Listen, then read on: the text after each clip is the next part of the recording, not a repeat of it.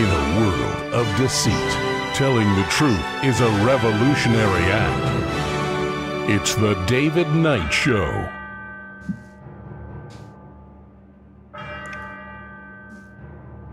As the clock strikes 13, it's Tuesday, the 18th of August, year of our Lord 2026. And as a Tuesday, today is a GOP primary in Florida. And what bears watching, I think, is the race against Randy Fine, one of the most vile traitors to America in Congress. This guy deserves the Jonathan Pollard Award, but he is doing something against his opponent that is really, truly amazing. The projection, the hypocrisy. And we're going to take a look at how Trump is not just destroying the logistics of the Navy and the aircraft carrier there. We're going to talk about what's happened with that, a gradual erosion, and it's not all Trump, but of course, Hegseth is going to defend the institution, not the sailors. But Trump is also working on destroying our strategic petroleum reserve.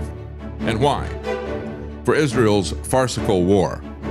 And we'll take a look at how Trump's failures in statism and his corruption are paving the way for socialists. And of course, they've got a guy who just kicked off his campaign yesterday, Jon Ossoff. We're going to talk about him. He's very smart, clever, articulate, and dangerous. John Birch Society Freedom Index gave him 5 out of 100. We'll be right back. Yeah, Trump's incoherence turns the guns on a loyal ally. So this is the latest twist in Trump's desperation. Now he is threatening to bomb Oman. Now, Oman has been a U.S. ally for a very long time. They've tried to operate as a mediator, but because they were working on an agreement, again, they are the southern side of the Strait of Hormuz, that narrow point there that is only 21 miles wide. And they have been working with Iran to try to get the Strait of Hormuz open. Let's come up with some kind of agreement. You don't always have to get every single thing that you want. That kind of absolutism is the path to war and destruction. But that is the path that Trump has us on. And so, as this article from Raw Story says, Trump's war has spiraled so far off the rails that he's now turning fire on America's own friends. The latest target, Oman, a venerable regional ally that has quietly stepped in to broker peace, opening talks with Iran over a toll system for ships stranded by the Strait of Hormuz standoff. Trump's response was not gratitude. He threatened to bomb them. He said, if Oman gets in the way, we'll bomb the blank out of them, right? A stunning vow to attack a partner that was trying to clean up his mess. That's exactly right. It is his mess. He was the one they keep talking about. We're going to have a big victory. We're going to get Strait of Hormuz open. That's not a victory. That was the state of things before you started your farcical war. And it was his own CIA chief who called it a farcical war. David Graham, a staff writer for The Atlantic, argued that Trump's about-face against a U.S. ally was understandable, but no less shocking. He said throughout Trump's 2 terms, many analysts have sought to discern some sort of guiding principle to his foreign policy. See, even the left thinks that he's got a plan. Let me just tell you, his plan is to create chaos. His plan is to line his pockets with money. End of story. That is the plan. And if you think that there's a plan, you're going to be fooled here. He said the incoherence of his actions in the past week alone should provide further evidence that looking for a framework is futile. That's right. This outburst, he said, is the product of a foreign policy that no longer holds together. One day, the war's mission is stopping Iran's bomb. The next, it is cheaper gas at the pump. Trump insisted this weekend that the number one goal is and always will be that Iran cannot have in any way, shape, or form a nuclear weapon, even as his own vice president reportedly countered that lowering fuel prices is goal number one. Well, that would be what you would do if you wanted to put America first. That is not what Trump does. He puts Netanyahu first. Now, the whiplash keeps coming. Trump vowed to declare the Strait of Hormuz a territory of the United States, contradicting his own Secretary of State, Rubio. Tehran mocked the claim, scoffing that the waterway cannot be seized with a tweet. But hey, what if he adds a really great meme showing him as some superhero or god or founding father? I guess that would do it, right?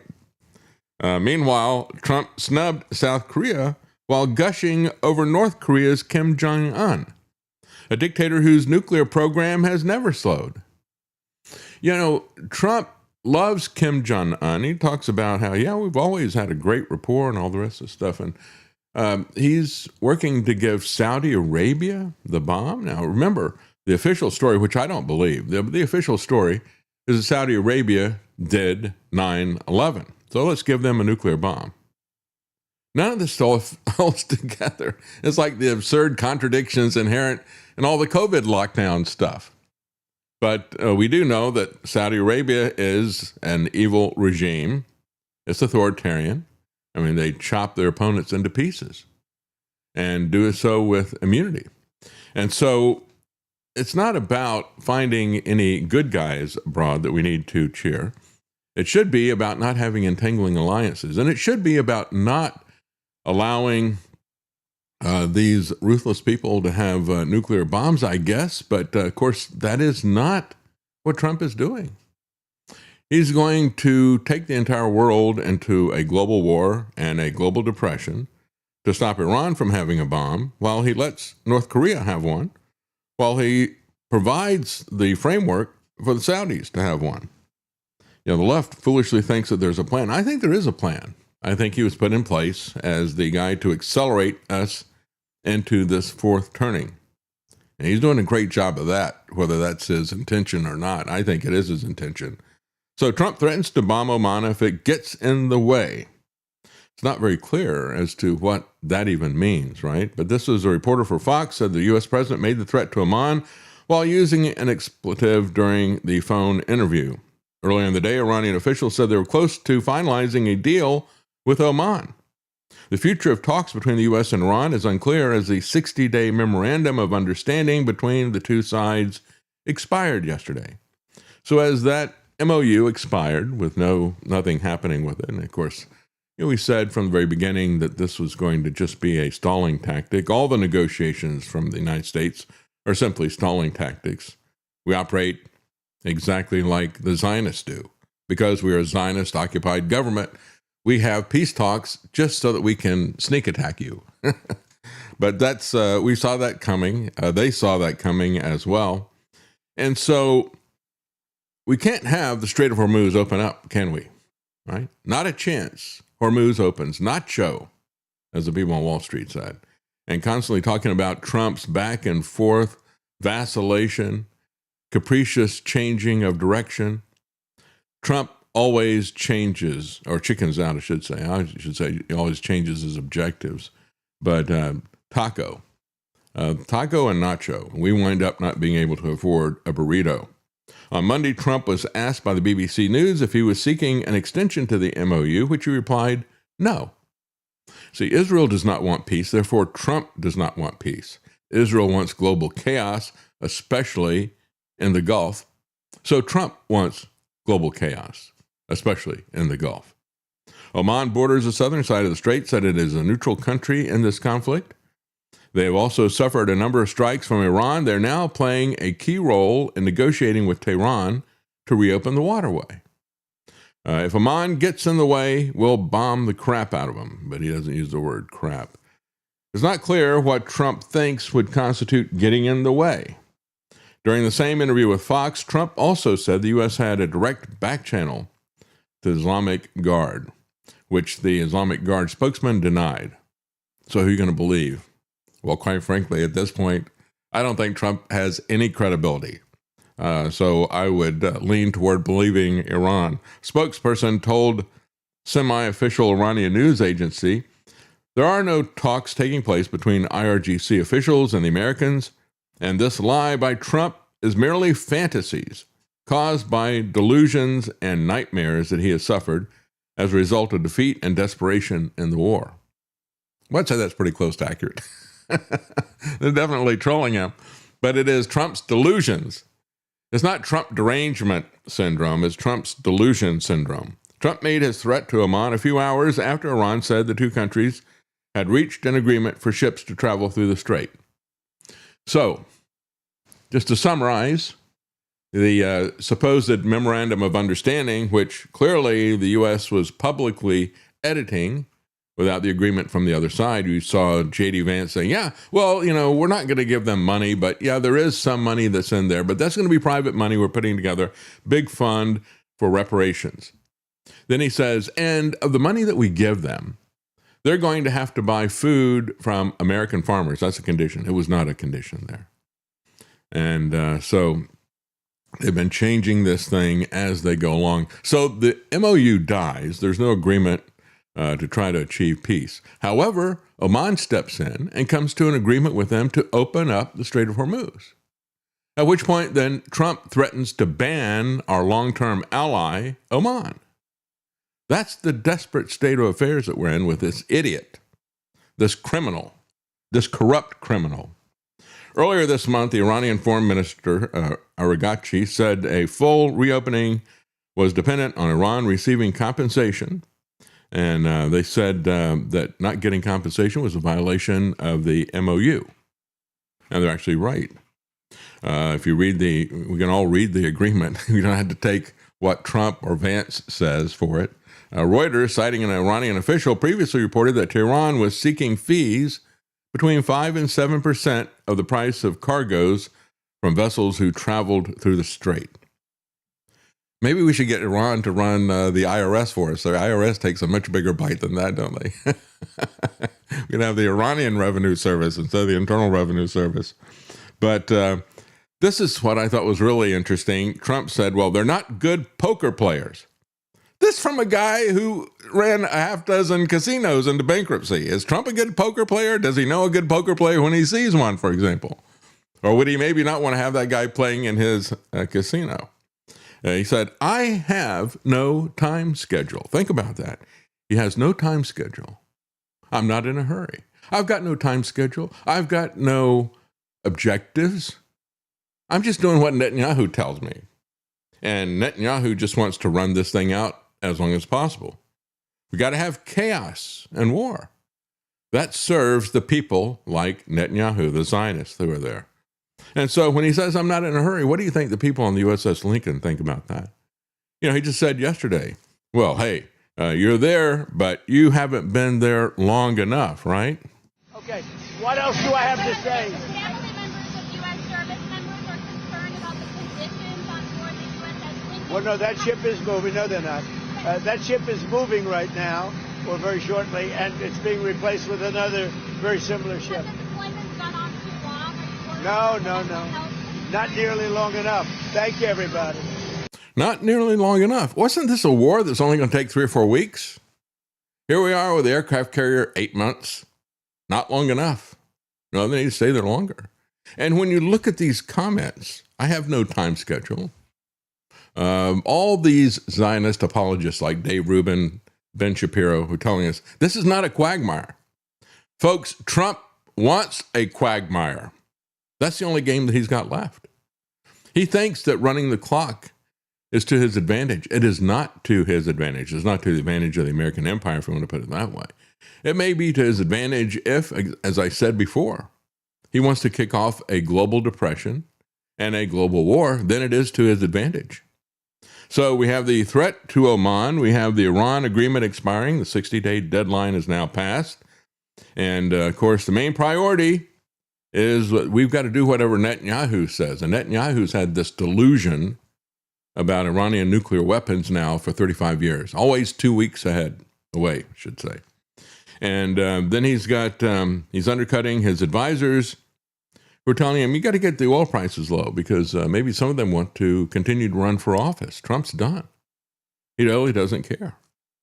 Then you got Jared Kushner meeting with longtime family friend. When I say family, I'm talking about a crime family like a mafia, the Kushners. His criminal father who was convicted and then pardoned by Donald Trump. And that was the kind of family that when Netanyahu would come to New York, he would stay with the Kushners. He would actually sleep in Jared's bed. Presumably not both of them at the same time, but they are now in bed together politically. And so Jared pretended to have negotiations with Hamas from Gaza.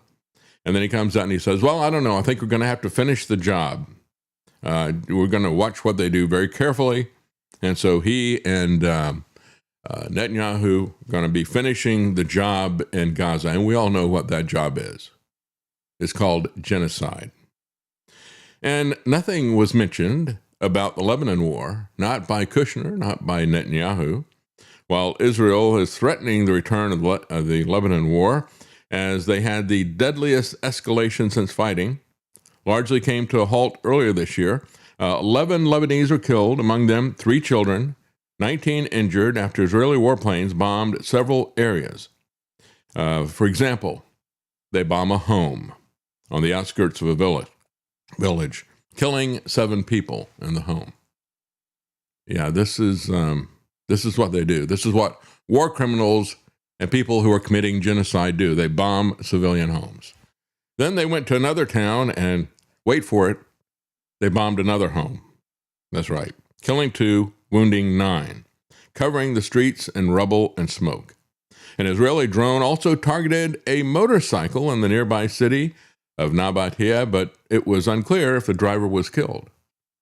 Unclear who the driver was. Lebanon's national news agency said the Israeli enemy committed a massacre in the southern town of Ansar at dawn today, resulting in 7 deaths and 3 wounded. And of course, they call them martyrs, right? Let's just understand, when we talk about martyrs, this is the Islamic term for somebody who dies in war against the people they hate. And let me just say, I'm not siding with the Muslims. If you look at the pronouncements of people who have come to the U.S. as Muslims, and you look at the people who are Israeli Zionists here, they both want to kill us all. They both want to set up their system here. So we're stuck in the middle. We got radical jihadis on the left of us, and we got the radical revisionist Zionist on the right. They all want to kill us and set up a global governance that's there. Stuck in the middle with Jews. That's where we are. That's good, Travis. Yeah. So when they talk about martyrs, understand where that term originally came from. That was the Greek term for witness. These are people who were Christians, who were killed because they were witnesses to what Christ had done, and they would not deny it under penalty of death.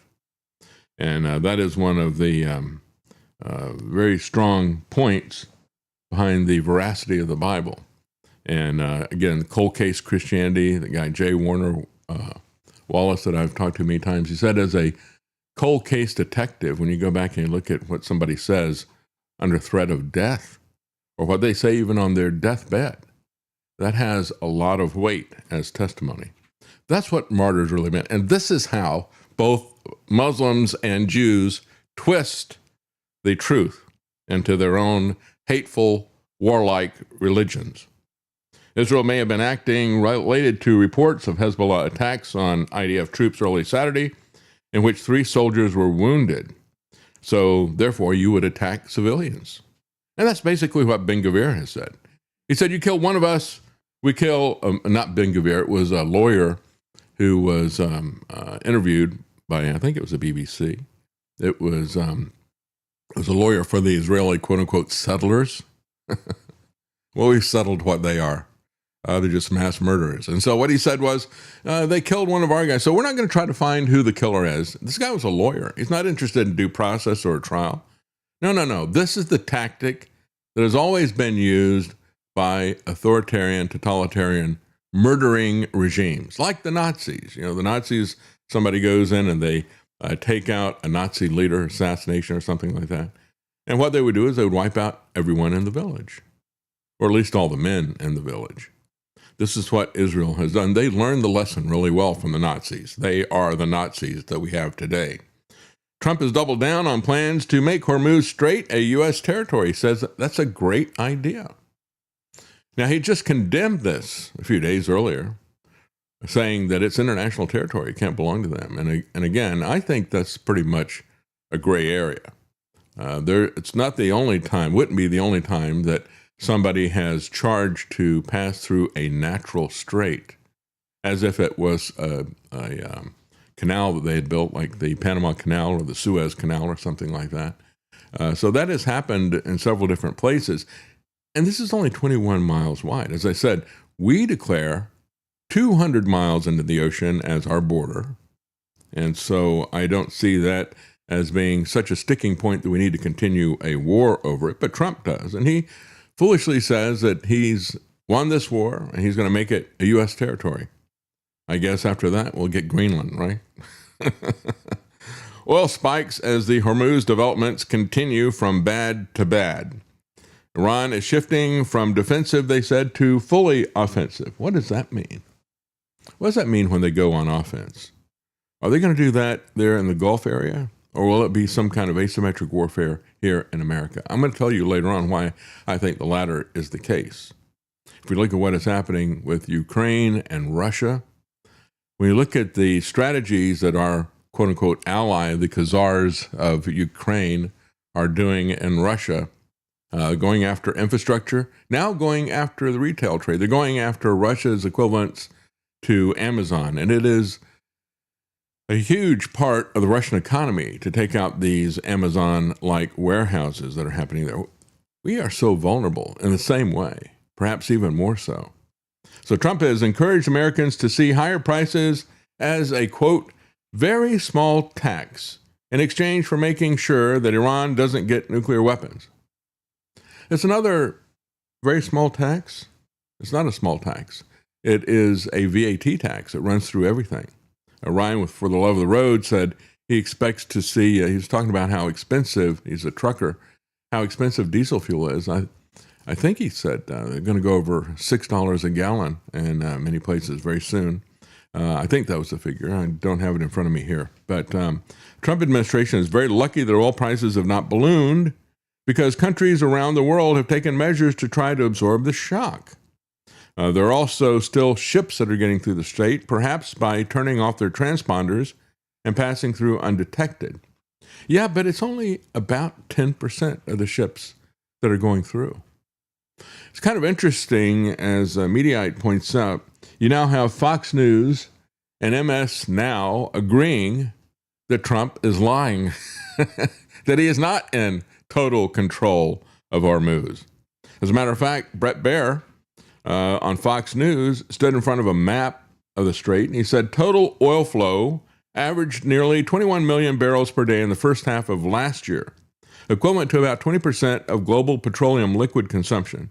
Usually about 1/5 of the world's liquefied natural gas trade moves through there as well. Despite Trump claiming total control over the strait, traffic has slowed, really to a trickle if you look at this. He said before the conflict, more than 100 vessels a day were crossing. Figures I saw were more like 130 a day. Monday, that was last Monday, 8 vessels crossed. A week ago yesterday, 14. So when you look at when we talk about something being decimated, right?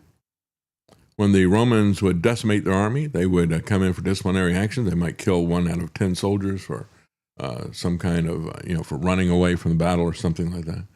But we're not talking about that. Instead, we're talking about getting rid of everything but 10%. What do we call that? Is there a word for that? I mean, decimated is when you lose 10%. When you lose 90%, what do you call that? Decimalized? You just move the decimal point 1 mark to the right. You now got 10% left, not 10% taken away. And so he said, what is happening is we see all these people trying to adjust to the energy crisis, raising their prices, releasing strategic petroleum reserves. And we're going to talk about the danger and what Trump's plan is with that. But then you got MS Now, Jen Psaki. I finally found something I agree with Jen Psaki on. I got to circle back and listen to her again, right? She delivered a scathing takedown of Trump's claim, basically saying the same thing that Bret Baier was saying at Fox News.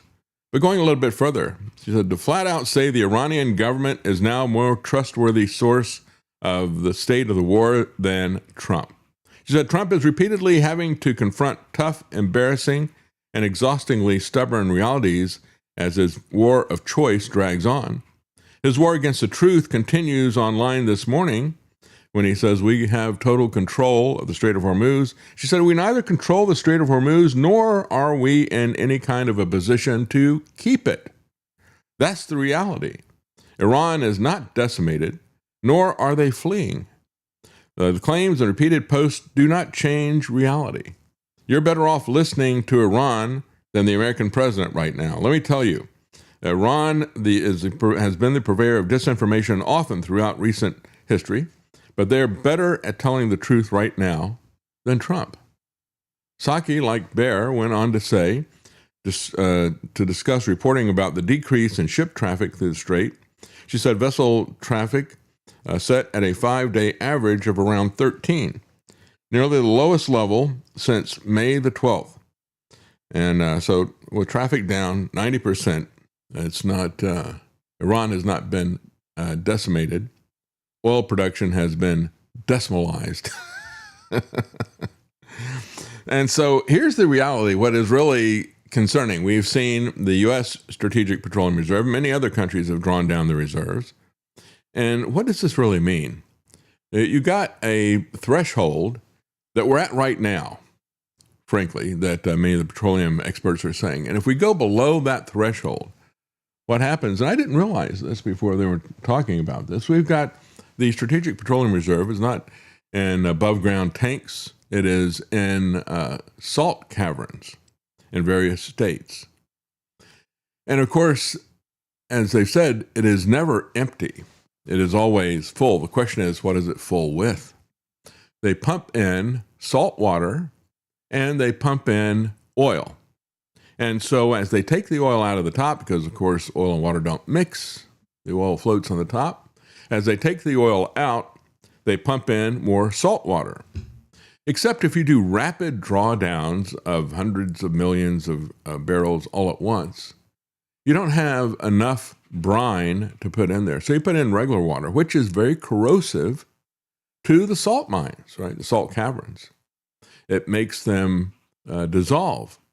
And it makes them dissolve, of course, from the bottom up, which is a big problem for the structure. Because down at the bottom is where the water is going to be. The oil is going to be up on top. And there's a limit beyond which they cannot go, or they start pulling in salt water into their pumps and damaging them, pulling in salt water rather than oil. And so we're at the point now where if they go much lower, that damage may cause the Strategic Petroleum Reserve to completely collapse. I mean, lose all of it. And so again, there are 60 of these caverns that are thousands of feet underground in 4 major sites along the Gulf Coast in Louisiana and Texas. Who knew that there were salt caverns there? I didn't know that. As a matter of fact, when we went to Salzburg, which of course means Salt City, with the kids, and back in 2001, we went down into the salt mines, and it was, it was actually pretty cool. It was really cool. Yeah, it was reminiscent. I wouldn't want to work down there, but you wouldn't want to work in the salt mine, but it was kind of cool because the way the guys would go to work in the morning, it was like going down a very, very long, polished stair rail, right? It's a big, wide stair rail, and they just sat on this thing and slide down in the morning. But at the end of the day, after they've been working in the salt mines all day, they've got to slog it out of there on foot. There's no elevator to take them out. So we're going to talk a little bit more about what's happening with Strategic Petroleum Reserves. We're going to take a real quick break here at the bottom of the hour. We'll be right back.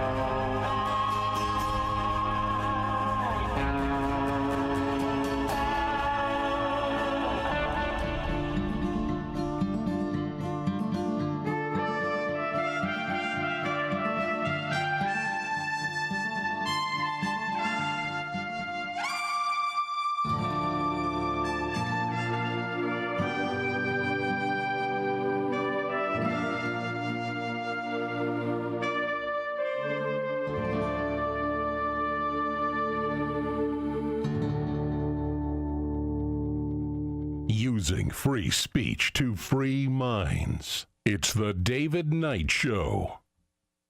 All right, welcome back. Yeah, we're just talking about the salt mines in Salzburg. And of course, I thought one of the most interesting things about it, which explained a lot of the socialist politics in Europe, the one who was profiting the most from the salt mines over there. And again, in those days, salt was a very, very valuable commodity. It was like gold.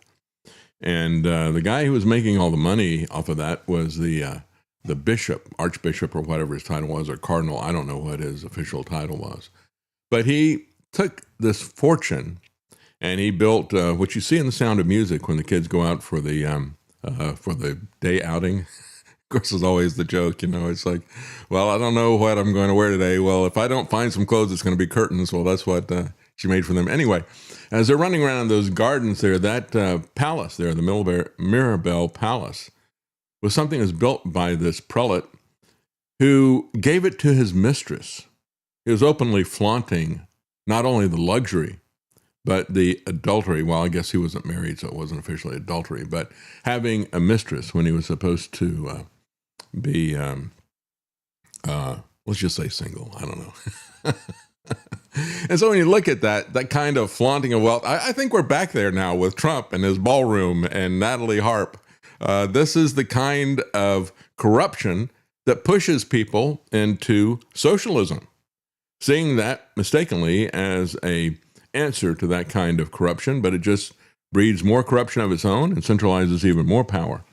So what they're at right now, they said it's the critical level, many people agree, is around 300 million barrels. One guy was saying who worked for the Biden administration, his name is Amos Hochstein, a senior energy advisor to Biden, disputed what the Department of Energy under Trump was saying this week in terms of what is an acceptable level. He says, don't believe the people out there in government who are saying that the SPR can go down to 70 million barrels. That's nonsense. He said at that level, the reserve would be depleted to the point of never resurrecting it. Depleting the reserve below 300 million barrels risks damage to the caverns, as I explained before. So I don't know anyone who believes that we can go below 300. I know plenty of people who think we can't get near 300 because physically you will damage the caverns where the oil is stored. Nevertheless, Trump's Energy Department spokesperson said the caverns are always full. Well, that's true, but that's irrelevant to what we're talking about. And actually, what we're talking about is the ratio of oil and water that is filling them. And that is the very thing that is destructive. The Trump administration is proposing to go down, take out another 173 million barrels to go down to 243 million barrels. And so the people who are saying 300 is the limit, you should not go below that, they're saying, well, we're going to go down to less than 250 because we think we can go down to 70. We'll see what happens with this. But that is really kind of a metaphor for what Trump is doing to the country in general, isn't it? Texas A&M professor said the practical operational floor of the crude inventory is between 250 and 300 million barrels. And so Trump is planning to go below the lower figure of that, the operational floor. He's going to go down to 243. When the inventory drops below 300 million barrels, they lose the ability to pump oil at rapid speeds to address emergencies. And as I explained before, they have to start using fresh water instead of brine. And if it gets too low, they start pumping salt water out instead of oil that is on the top. So it was originally designed for 5 full drawdowns, but instead it has executed dozens of large and small releases over the past 40 years. And so this is a bipartisan issue. We've had a lot of presidents who have done this, but nobody has gone to the extreme that Trump is planning on going to draw it down to such a low level. The system was not designed for this many cycles. This kind of repeated injection of water and extraction of oil have caused severe cavern deformation. They've accelerated the rate of massive salt falls from the ceiling, significantly weakening the overall structural integrity of the aging reserve. And Trump doesn't care. Well, he doesn't care. I mean, we criticized Joe Biden for drawing down the Strategic Petroleum Reserve to help him with an election campaign. He wasn't the first one to do it. But the right was criticizing him. Where's the criticism for Trump? Because he's going to draw down to such a level that it's going to collapse, say many of the experts. Meanwhile, Kushner says Hamas said all the right things at the Board of Peace meeting, but the IDF is not going to leave until we think we've got every last weapon. And we are going to finish the job. And you know what that means? Genocide. The U.S. plan would transfer governance of the war-torn territory to, listen to this, a technocratic civilian government. This is the New York Post writing this. What is a technocratic civilian government? Well, it's going to be the billionaire Epstein class, right? That's what it's about. It's about creating chaos, total destruction of any area that they want, and then turn it over to the Epstein class to own and to build it. That's the plan throughout the Middle East. And quite frankly, I think that's the plan here in America as well. Is this what is happening in Gaza? Is it the true globalist Zionist plan for the entire world? I believe it is. We are very committed to the fact that we have a plan to rebuild Gaza, but we will not allow Gaza to be rebuilt until demilitarization occurs. And they don't mean getting the Israelis out of Gaza. They mean their fantasy of finding every last gun and knife. Israel retains its full right of self-defense. And of course, no one else has a right to self-defense either. Remember Gaza when you hear that phrase repeated over and over again. Self-defense for Israel means genocide for others. Kushner has been in a long relationship with Netanyahu, as I pointed out. They won't point this out in the New York Post. This is what they say. He's had a long relationship with Netanyahu, having brokered the 2020 Abraham Accords, through which Bahrain, Morocco, Sudan, and the United Arab Emirates established diplomatic relations with the Jewish state. But of course, his relationship with Netanyahu is much longer and closer than the New York Post will tell you. It goes back to the fact that Netanyahu was a frequent visitor to the Kushner home, would sleep in Jared's bed when he was staying there.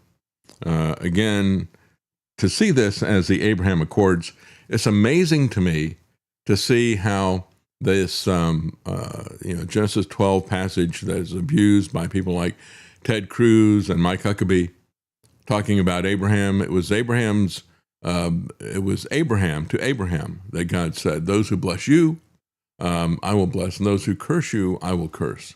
It wasn't about Israel. Israel did not exist. And when he talks about through your seed, all nations will be blessed, it is a person, a child, as some translations will put it. It's individual. And Paul stresses that significantly in Galatians. He said seed, not seeds. In other words, it's not through the multitude, the nation of Israel that was to come, that the world would be blessed, but through one man that would come, and that was Christ. And as Christ said, Abraham is not your father. Your father is the devil. And we can see it in what they do. So everyone will see that they're not genuine about peace, said Kushner. This is the purpose of the talks, to create the optics that they want, to do whatever they wish. Everyone will see they're not genuine about peace. No, of course, the Board of Peace is genuine, right? Trump is really about peace, isn't he? And then Israel will have a lot more support from the U.S. and others to go and finish the job in the appropriate way. That's the purpose of having this meeting with them, not to actually resolve anything, but just to create the right optics. Well, speaking of optics, the optics for the USS Lincoln aircraft carrier has been a nightmare for the Trump administration and for War Pete. I got this from a listener. He said, I've been following this. He said, as a 20-year veteran of the U.S. submarine force, followed by 15 years on government-contracted surface vessels that serve military sea lift command, I'm somewhat familiar with the situation they find themselves in. And I think from what he's saying there, I didn't look up the military sea lift command, but I think that is the kind of civilian corps that does the logistical resupply of these ships. We'll talk a little bit more about that in a moment. Systematic dismantling of the logistical support structure of the Navy is something that I was able to witness throughout the 90s. The assessment that he provides, talking about this one guy's YouTube video, is thorough and quite accurate. I'm not sure. I didn't look this up. I didn't see that in time. So I apologize to not watch that YouTube video. But I do have an excellent article that someone else had sent me about exactly what is going on and what they have done to essentially hollow out the logistical support of Navy ships. It is an institutional problem. And it is a problem that began before Hegseth, but he's not fixing it. Instead, he's covering up for it. This listener goes on to say, examples given of conditions such as moldy showers, non-functioning toilets, and other broken equipment would not be tolerated. Senior enlisted personnel see to it these items are rectified quickly. Well, that'd be the case if they have sufficient logistics. I mean, part of the logistics is not just food, but it's going to be spare parts. Maybe they don't have the parts to actually fix it. He said, as for the food, milk lasts only about a week after leaving port. Fresh fruit and vegetables are about a week to 10 days. Eggs can last for about a month. And then it all is down to frozen, canned, and powdered. When you get extended indefinitely, rationing can happen. We even ran out of toilet paper on one deployment. So the length of the deployment is a big issue, as well as the lack of purpose. You see, when we talked about the deployment, they've been at sea for 250 days, not being allowed to go to port. Typically, they go to port about every 30 to 45 days, but they've been out for 250 days. So he says, another issue is the lack of purpose. It is extremely difficult to keep your head in the game on such a long time with no endpoint in sight. And to not know what you're fighting for. That is a key thing, isn't it? Are you fighting for Israel? Are you fighting for Netanyahu's paranoid delusions? We never really expected politicians or top brass to care much about us anyway. As Kissinger said, we were simply dumb, stupid animals used as tools to implement foreign policy. And as the saying goes, a bitching sailor is a happy sailor. So, they really don't have any respect for their soldiers, in spite of what they'll say from time to time. Of course, Trump really hasn't gone out of his way to try to pretend that he has any respect for soldiers either, has he? This article is from Larry C. Johnson, his Substack, The Tale That Couldn't Keep Up: How the U.S. Navy Ran Its Own Sailors Short on Food and Soap. The images were mundane in a way that made them land harder than any battle footage. Half-empty meal trays, a gray slab of processed meat, sailors rationing food among themselves so that no one gets more than anyone else. In the spring and summer this year, the crews of the aircraft carrier Abraham Lincoln and the assault ship USS Tripoli contended with food shortages, long chow lines, broken toilets, mold in the showers, dead laundry machines, and shortages of basics like soap and toothpaste. The strain took a hold on morale, and in the worst case, on the safety of the crew. And yet we have Donald Trump telling us that it's not nearly long enough, right? Family members of U.S. service members are concerned about the conditions on board the USS Lincoln. Well, no, that ship is moving. No, they're not. That ship is moving right now, or very shortly, and it's being replaced with another very similar ship. Has the deployment's gone on too long? Are you worried No. Not nearly long enough. Thank you, everyone. Yeah, not nearly long enough. And so what is he talking about? I mean, he knows that he's not winning the war, right? So is this saying, well, we got to stay longer so I can win the war? Is he saying we're going to have a quagmire here? Is he admitting that he's not winning? If it's not long enough, right? If he's won, then they've been there long enough and he can come home. But they're not there long enough, which means that he's not winning the war in spite of all the lies that he has publicly told and made himself the laughing stock of the entire world, friend and foe alike. The Navy's institutional reflex, of course, was denial. War Pete dismissed it all as fake news. His spokesperson said that they remain resilient and ready, and they remain capable, fully capable, of meeting all mission tasking. And this writer, Larry C. Johnson, says that is part of the failure. It's not a rebuttal of failure. That is the failure. The fact that they're more concerned about defending their institution and their readiness narrative than they are about fixing the problem. There's War Pete's administration in a nutshell.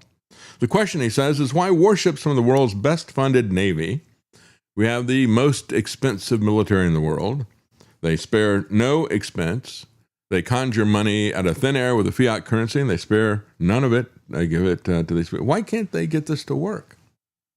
What kind of incompetence is that?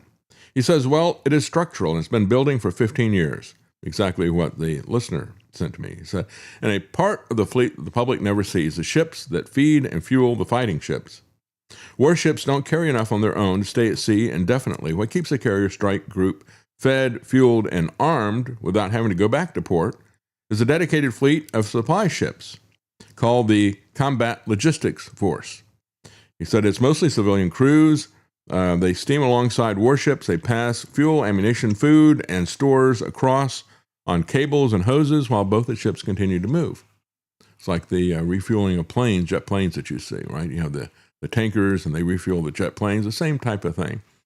The civilian logistical force comes in three flavors: fleet replenishment oilers for the fuel, dry cargo and ammunition ships, and that includes spare parts and food, and then the fast combat support ships, which are the premium asset that carries all of those things in one way or the other. And they're fast enough to travel inside of a carrier strike group rather than shuttling back and forth to it. The last category of the combat support ships is exactly the ship that you want when a single carrier is holding station in a distant sea for months at end. But that is the category that the Navy has gutted, he says. The Combat Logistics Force today numbers about 34 ships, a figure that stayed essentially flat for well over a decade. But in practice, there's been a slow hollowing out because they've taken out this premier ship, and they have grown the number of other ships. And so around 2010, the Navy operated all four of the supply class, operated four of its supply class fast combat support ships, but today it only has two remaining. And of course, the other part of this that he points out in this article is that when you're in the Arabian Sea, the area that they're operating there in the Gulf area, you're not close to really good ports anyway, like they have in the Mediterranean. So you are at the extreme end of a very long supply chain. And that's what the New York Times is pointing out in terms of the destruction of the Bahrain base and the fact that we had to abandon it because of the missile attacks from Iran. And so the supply chain got even longer with that, having to go to Diego Garcia to get a lot of supplies and bring them in. And so he says, so right now, they've hollowed this out. They're in the middle of transitioning to some other types of supply ships, but they're not online yet. And there's a new class of smaller replenishment ships that's not going to be deployed until the 2030s. So here we are, and you can't get this thing supplied. This is an institutional failure. And their reaction, as you saw with War Pete, is to deny it. This is from the top down, the failure. When the margin is thin, the failures show up first in the least glamorous places, not in a missile that won't fire, but in a laundry that won't run, or a gallery that runs low on food. Food, soap, and clean water are the leading indicators of a sustainment system that is operating at its limit. And those indicators all went red. In this particular case, a crew that is worn down by more than 8 months at sea, short on the basics that make shipboard life tolerable, is a crew that is under strain that runs deeper than inconvenience. That's what we're seeing with the collapsing morale and the suicide. It is fair to say, that the fleet cannot ask its sailors to endure ever longer deployments while cutting the margin that keeps them fed and clean. It's not nearly long enough, though, says Trump, right? He doesn't know or care what is happening to the soldiers. And this is also War Pete's problem. Again, the buck would stop with him, but he denies that it's even an issue. And this is an issue that is really far more important than the fact that they're out of many categories of missiles are getting dangerously low on those things. That was what Trump blew up with War Pete at Camp David about. Does he even care about what is happening on the aircraft carrier? Apparently not. It's tempting to read what happened aboard the Lincoln as a story about one ship and one deployment. It was a symptom that was surfacing at the end of the supply chain. For 15 years, the U.S. kept its combat logistics force at roughly constant size while cutting its most capable replenishment ships, all while asking the fleet to sustain longer deployments in more distant and more contested waters.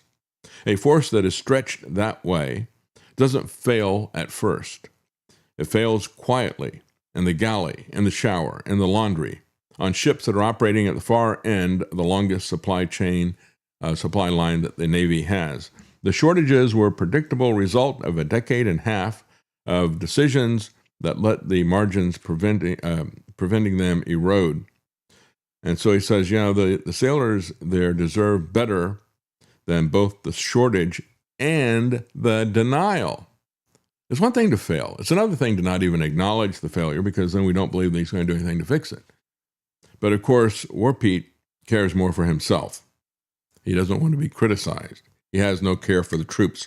And what would you expect from a moral reprobate like Pete Hegseth, who glories in the death and destruction, even of civilians, even of people who are shipwrecked? This guy is a moral reprobate. He is not fit to run anything, especially not this operation. So the irony of the commander and thief hiding in a food truck was not lost on many people as they came up with this meme here. Here he is surrounded by former presidents, and there's Trump in diapers hiding in a food cart. And yet the U.S. Navy can't get the food to the ships. Maybe Diaper Boy ate the food there. I don't know. The CIA, by the way, said that that was actually a fake threat that he was running from. Yeah, here's the paper here. CIA is blaming Israel for that made-up threat that left Trump hiding inside of a catering truck. Pretty interesting, isn't it? Yeah, well, it was the perfect setup for someone who is smart, articulate, and a hard left candidate. And I'm talking about Jon Ossoff. He was given a softball pitch by Donald Trump, and he hit it out of the park in terms of his criticism of Trump. Listen to this as he kicks off his presidential campaign. And there's something uniquely despicable about lying a nation into war.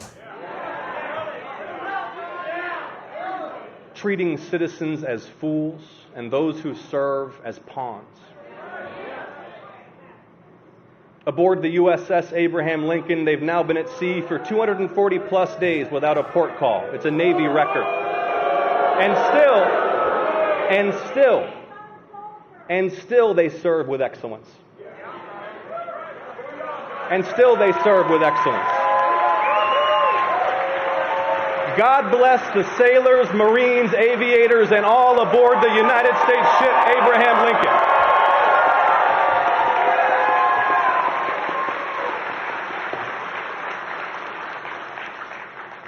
See, they don't expect luxury. They'll endure hardship. But they deserve competent leaders who send them into combat only when necessary, and with decisive clarity of purpose, not fools who lie about the purpose and progress of war.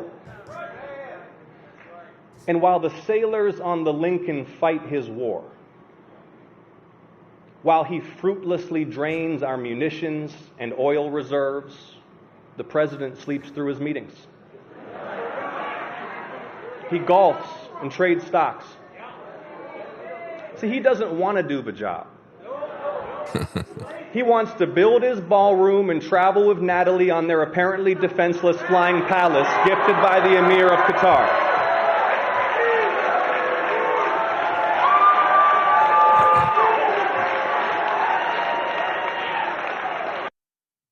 Yeah, of course, that was all spot on, wasn't it? Look at the optics that he's got there. He's not wearing a coat. He's wearing a blue shirt. So, he's blue collar, right? And I guess if he's hot enough, he could wear a short sleeve shirt, but he doesn't. He wears a blue long sleeve shirt that he's rolled up to look like he's a working class hero. What a fraud. He's the farthest thing from a working class hero. But he's very clever, and he knows how to do the optics, and he was spot on in his criticism of Trump. And when you look at what Trump is doing, I think he is just teeing this up for a Democrat in the same way he teed everything up for Biden with the pandemic lockdown. And of course, you heard Ossoff take a swipe at Trump's relationship with Natalie Harp, who he decided to take with him in the food truck. Leave the other people die. And who did he leave to die? I already talked about the fact that he left Marco Rubio on board. He also left Scott Bessent. And oh, by the way, he left Caroline Leavitt on board. Hot Lips was left on board. I guess she realized when she heard Trump come back and say, hey, if I go, you go.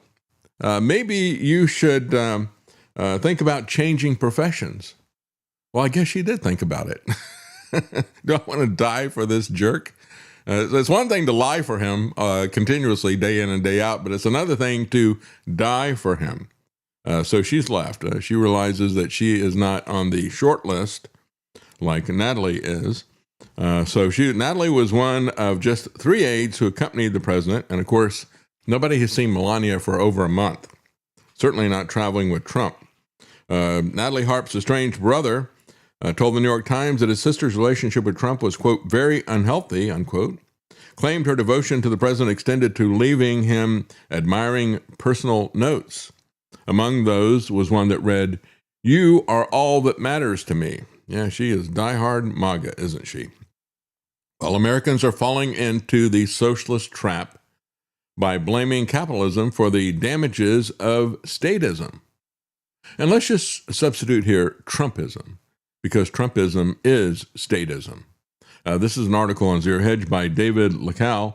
He said Americans are falling in the socialist trap by not realizing that solving big government problems with an even bigger government is dangerous. You think MAGA might need to learn that lesson? Every time Trump identifies a problem to his base, what is the solution? More federal government, more concentration of power. Remove more guidelines so that I can act like a dictator. That is always his response, his supposed solution. As Daniel says, statism is the gradual replacement of civil society, market savings, and individual choice by political control, public spending, regulation, taxation, and monetary intervention. Boy, that is the Trump administration in a nutshell, isn't it? And of course, what would you expect from a guy who is a New York City Democrat? You would expect the most statist president in my lifetime. And of course, a fourth turning president as well. He goes on to say socialism markets itself well because people always judge the policies on the intentions and not on the disastrous results. Yeah, we'll have more about that when we return, but we're going to take a quick break here at the top of the hour, and we will be right back. Stay with us.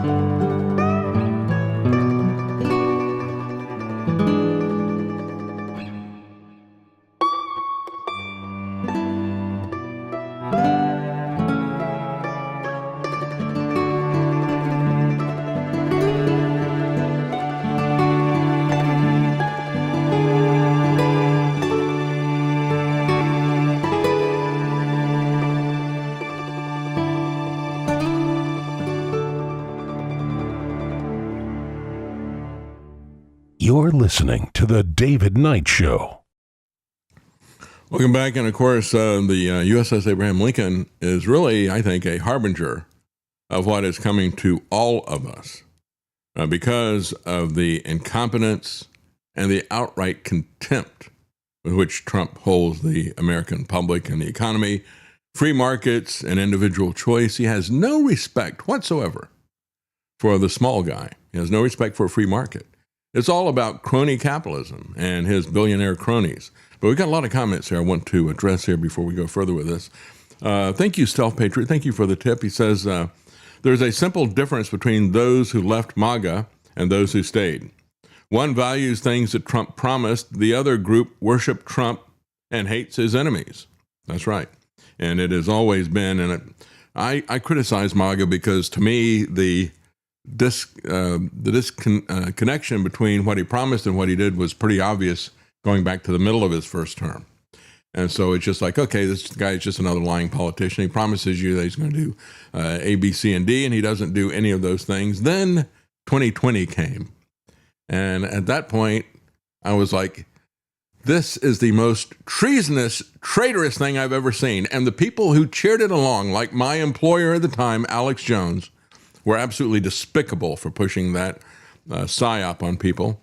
Angelo, 1999 diesel local went from $4.69 to $5.50 yesterday, except for one station. Yeah, I think it was $6 that Ryan said it's creeping up on that really quickly. Defy Tyrants, 1776 says you can't invade another's property, kill them, rape them, shoot kids in the head, burn their homes down, and not expect for the victims to fight back. Oh, but it's only Israel that has a right to exist, right? Israel is an illegal occupier, and they are operating as a terrorist government. I absolutely agree. Thank you for the tip, DG8. He said, David, these people like Kushner, Levin, Ben Shapiro, and Bibi don't believe what the Bible says except for the land covenant and God's chosen people nonsense. They're all frauds. And again, the covenant was never, you have this land forever. He was basically saying that you have kind of a lease on this. He told them at the very beginning, if you don't follow me, I'm going to throw you off the land. And he did it more than once. And I think he's done it finally. And so what we see now is a usurpation. It is not something that God has given to them. This is a prayer request. Pray for Dugda 007 and her husband as they're adopting. Pray that it goes smoothly and quickly. They're still waiting for a match. Yes, we really do pray that God will bless you. And I just, let me offer you these words of encouragement. You know, when we look at the prayers that God is going to answer, and many times it is, I think we can pray with an extra confidence when it's something that we know that God likes, and God wants us to take care of widows and orphans, doesn't he?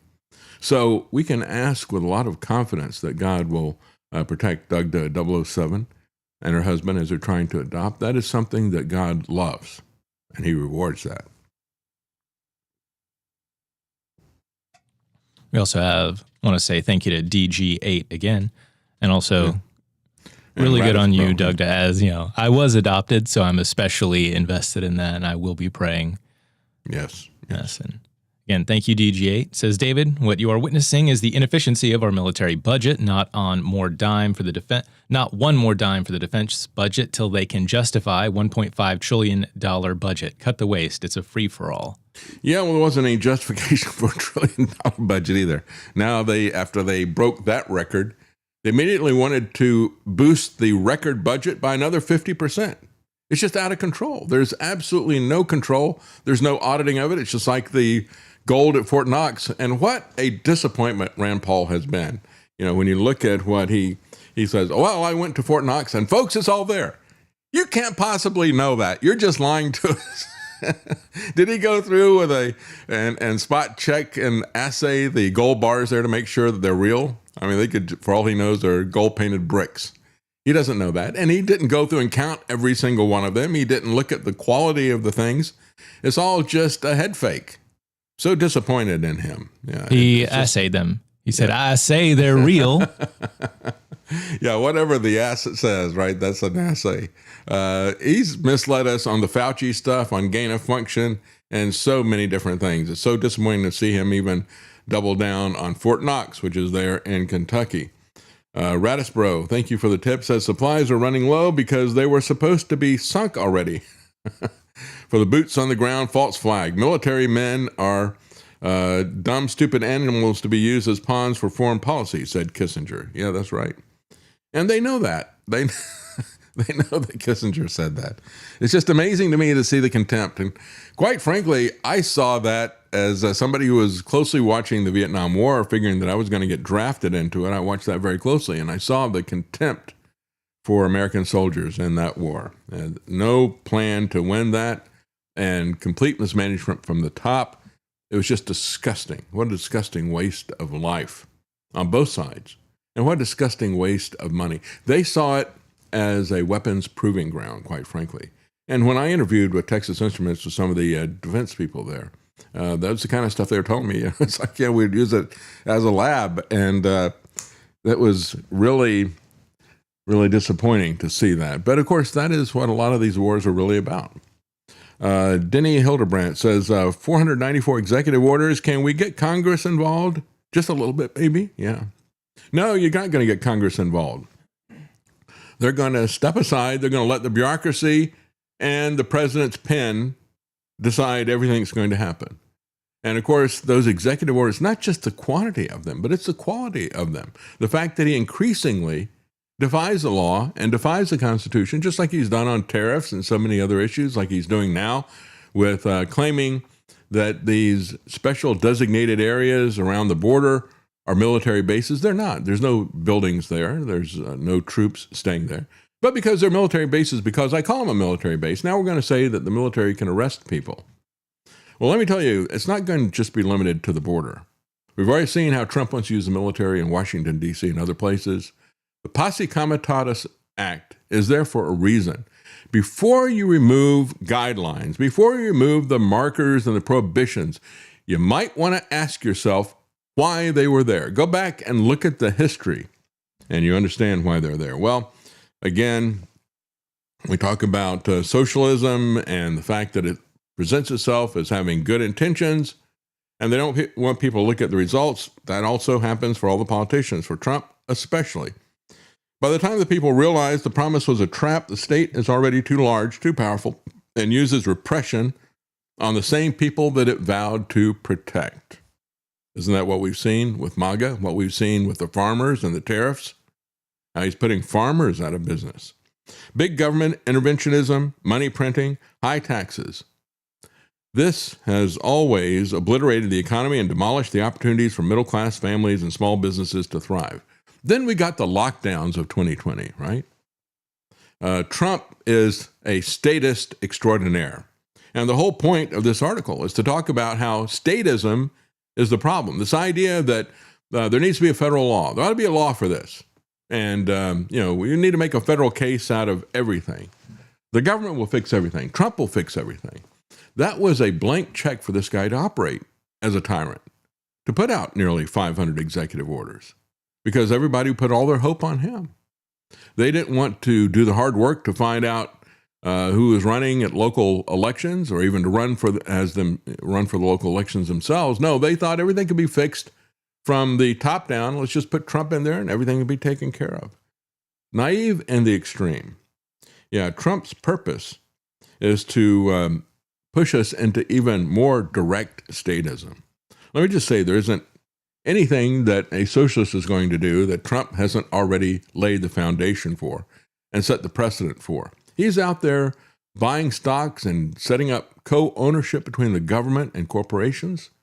That is textbook economic fascism, a merger of government and corporations.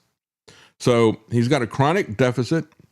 He's got high debt, rising taxes, monetary debasement, regulatory obstruction, political intervention, and he protects insiders while he penalizes new entrants.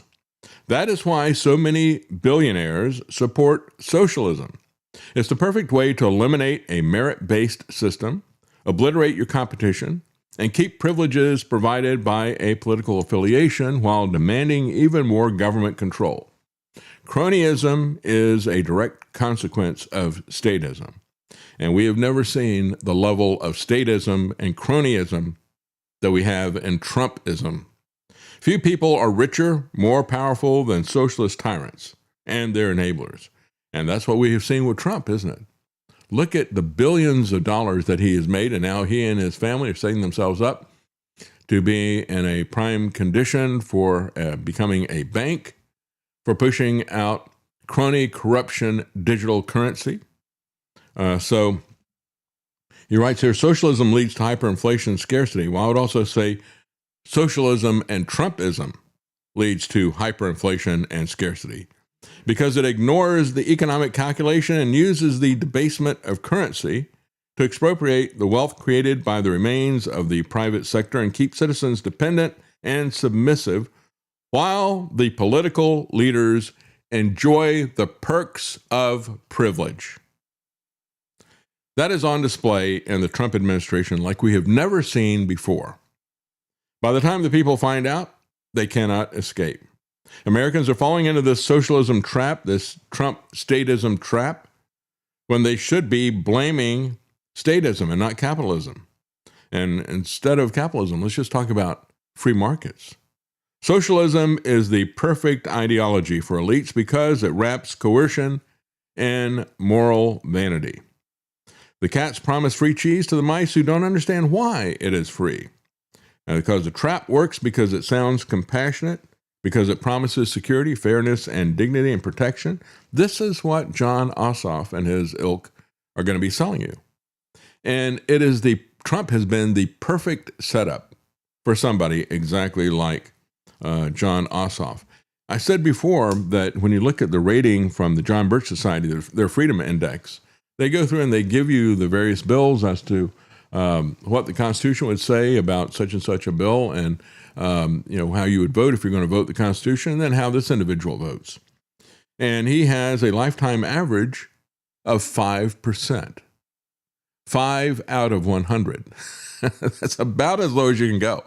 As a matter of fact, it is a big improvement from where he was the first two Congresses that he served in. Because the first one, he got 0%. You ever seen anybody get 0% on a Freedom Index? The next one, he got 3%. Then he brought his average up by getting 13%. Now, what he's doing is he's pivoting to the middle, just a little bit, but he's getting his average up. This guy is a hardcore statist. I mean, he's even done things recently, like he's Jewish and he supports Israel, but he has pushed back against some of the genocide stuff, again, trying to move to the middle and get his credentials up. Just understand why he is there in the first place. If you remember in the 2020 election that Trump contested with his grift that he called Save America, he made hundreds of millions of dollars off of it, and Alex Jones made probably tens of millions of dollars off of Stop the Steal. And while they were all so bothered about what had happened in the election, under the new Trump rules of lockdown and vote by mail, we had a runoff election of 2 senators in Georgia at the same time. And that happened the day before January the 6th. I've talked about this many times. So on January the 5th, there was a runoff election in Georgia. Now, they had talked themselves blue in the face about how much there was corruption, all the problems that they had, and so forth. Not a single thing was done in Georgia. And all the people running Stop the Steal or Trump's Save America didn't want to focus on that at all. No, it was all about Trump. And so from these people's own perspective, if they think the Republican Party is going to fix things, which I don't have any faith in it anymore, but if they think the Republican Party is going to fix things, what they did was by focusing strictly on Trump and strictly on picking the pockets of their supporters, which is what Alex's Stop the Steal and Trump's Save America were all about. By doing that and ignoring what were probably some real problems in Georgia, you had 2 Democrats get elected. And that made the Senate 50-50, and it gave Lala Harris the deciding vote. So they turned over the Senate, and Jon Ossoff was part of that. So he owes his very existence in the Senate to Donald Trump. Now he is in a position to run against him, and I think he is probably going to do that and do it very effectively. And so when we look at what is happening to America, folks, I think that war is coming to America. I think that it's beyond even the police surveillance state. That absolutely is war. But I think there's something else that's coming. But before we talk about that, I want to talk a little bit about the flock war against us. We've talked about the guy who was in Florida. Showed you the pictures of the older gentleman who was sitting in a lounge chair in Florida, and he's got a pole and he's got a sign that he held up in front of the flock camera, obscuring its view, and they had police cars all around there trying to figure out what they could charge him with and how they could arrest him. And the person who put the video up is filming him and yelling at him, "What's your name? I'm gonna bail you out when they take you to jail." He said, "Look, they're gonna arrest this guy." Well, they didn't arrest him because he wasn't breaking any law. You can obstruct and block those things visually. You haven't done any damage to it. And so that is not something that is prohibited. And he is actually still at it. This is Carl the Flock Blocker. I'm protesting this flock camera, taking pictures of everybody that comes by here and putting it in a file. I don't like being tracked. I'm here in St. Pete with Carl, and you might have seen him on the internet because he is known as The Flock Blocker. the Flock Blocker. He is sitting with his sign, blocking flock cameras. It is hot out here, let me tell you, in the middle of the Florida sun, but he believes protesting against surveillance is very important. I want to be free to go wherever I want to go in this country. I know that once I get out of this country, I don't have any rights. That's why I stay here. I'm very disappointed in our government to allow this to even start. We're going to go to council meetings. We're going to go to the state. And we're going to go to Washington with this. They're taking away our privacy. And that is one of our rights. When we protest, we want everybody to come out and join us.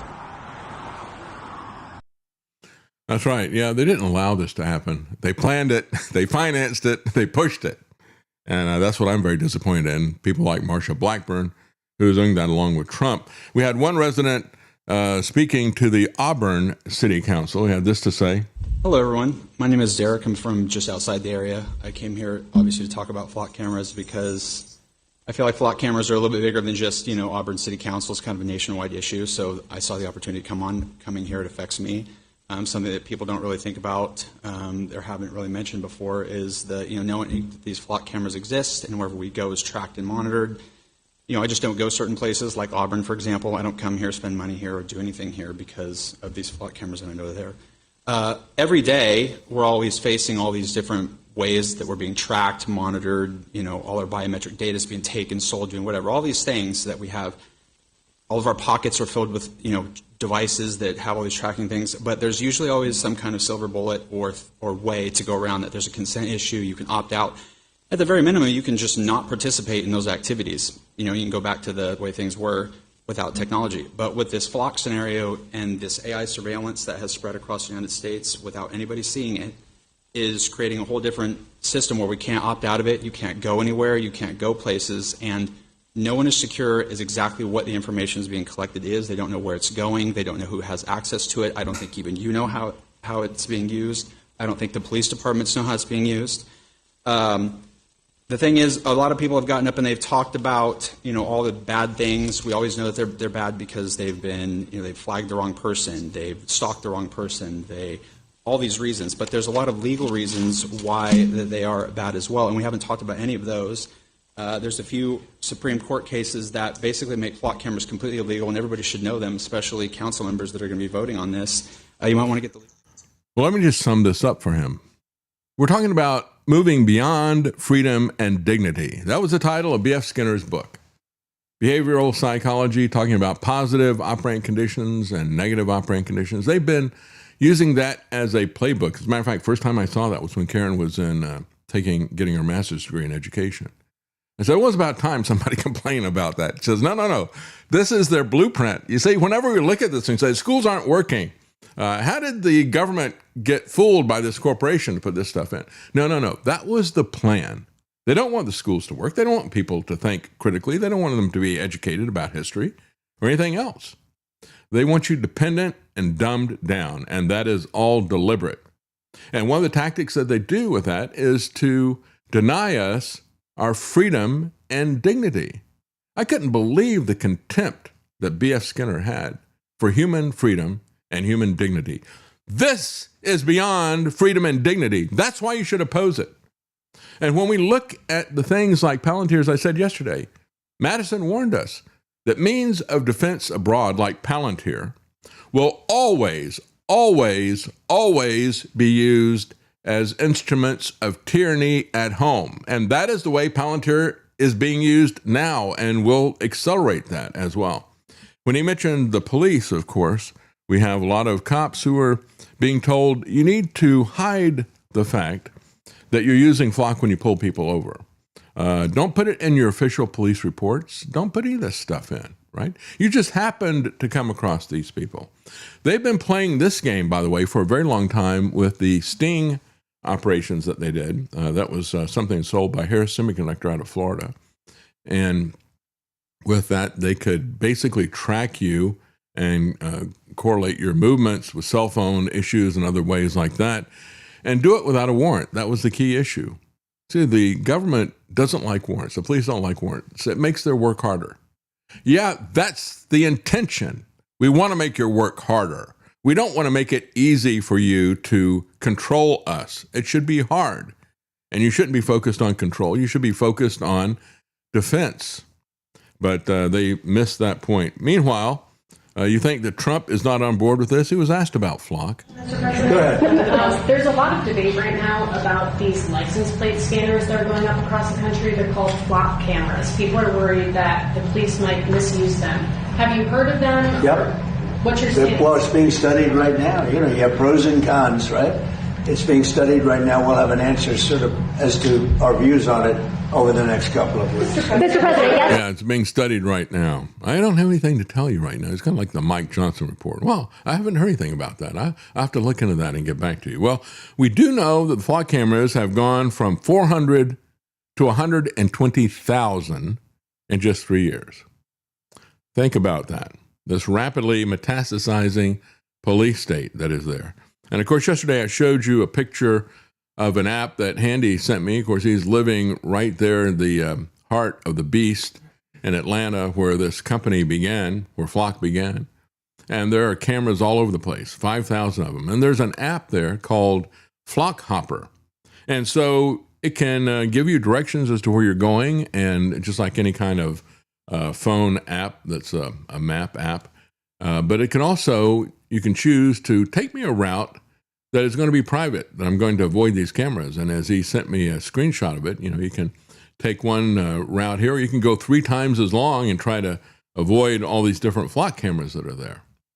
Is that really what we want to do? And as the guy was saying in the Auburn City Council meeting, he said, well, I avoid coming into this city anymore because you put all this stuff up.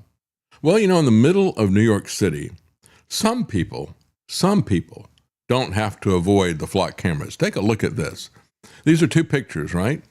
And on the left, we have the blue dots, which is where the Flock cameras are. And they're all clustered around everything, except there's this one blank area. And some people said, what's the matter with that area? Why isn't that area being surveyed? Why is that not of interest? Well, it's not Central Park, because they put these things on footpaths as well. They want to put them in the parking lots of gun stores. They want to put them on footpaths. They want to put them everywhere. No, if you look at the other map shows where the concentration of synagogues are there in the metropolitan area of New York. And it turns out that that's where they don't put the Flock cameras. As people have said, if you want to know who controls you, look who you're not allowed to criticize. You might also want to look at who you're not allowed to look at. Not allowed to look at certain people and what they're doing.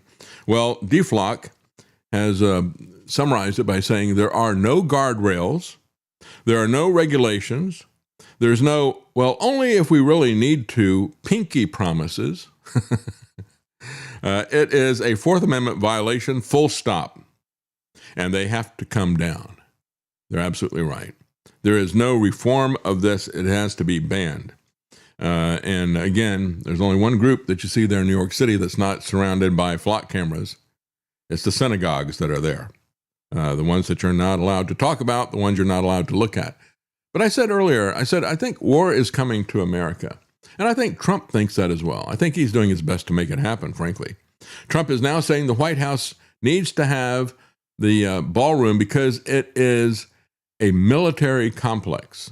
He's making this argument as a court has blocked his ballroom. He says, quote, "We desperately need national security structure." It's desperately needed there. And it's not just about entertaining VIP guests. The president and his deputies have lately focused on a different argument. It is crucial for national security. And again, when we look at this, the blanket, I can't tell you anything about this. Don't look at my budget, all the rest of this stuff. The beard of national security seems to always be to do something that is either unpopular or even criminal. But in this particular case, Trump may be telling the truth. He's actually very scared, and he has reason to be. When you look at what is happening in Russia, and we're going to take a look at that, the type of war that could easily come to America is what's happening now in the Russian and Ukraine war. And rather than protecting us, this is not about national security. Trump is provoking these types of attacks that are going to come to America, just like they came to Ukraine and the Russian war. And so rather than protecting us, national security has always been the plan to save themselves and let the rest of us die. And it has always been as part of the national security state that was created after World War II. Truman was very instrumental in doing that. I mean, he created the NSA with an executive order. They had the charter for the CIA.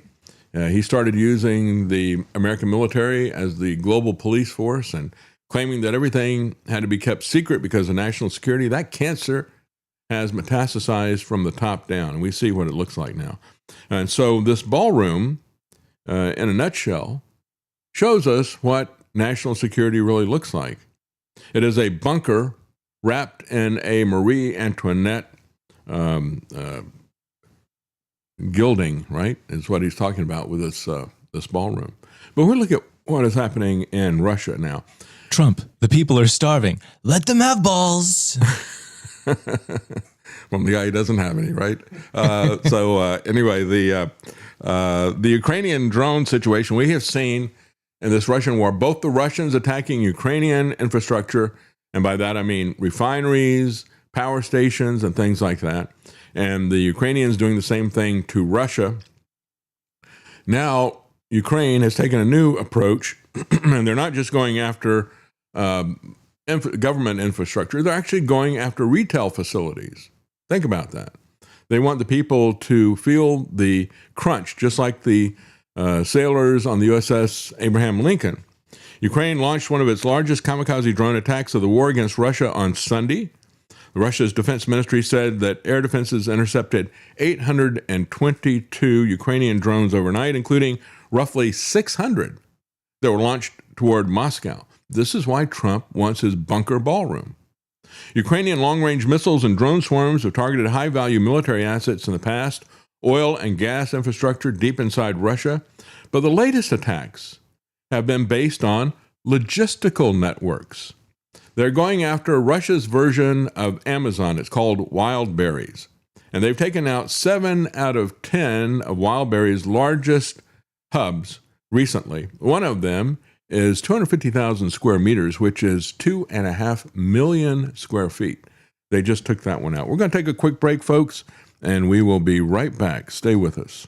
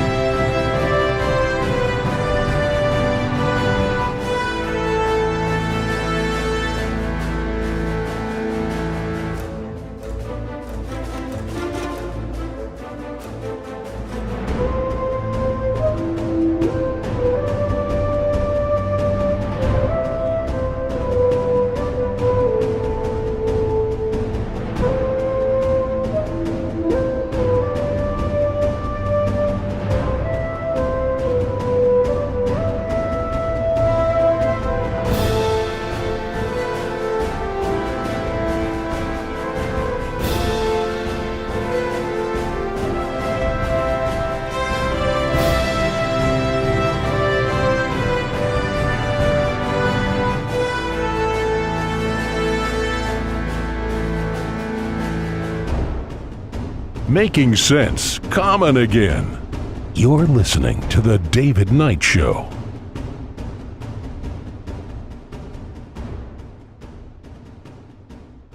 Hello, it's me, Volodymyr Zelensky.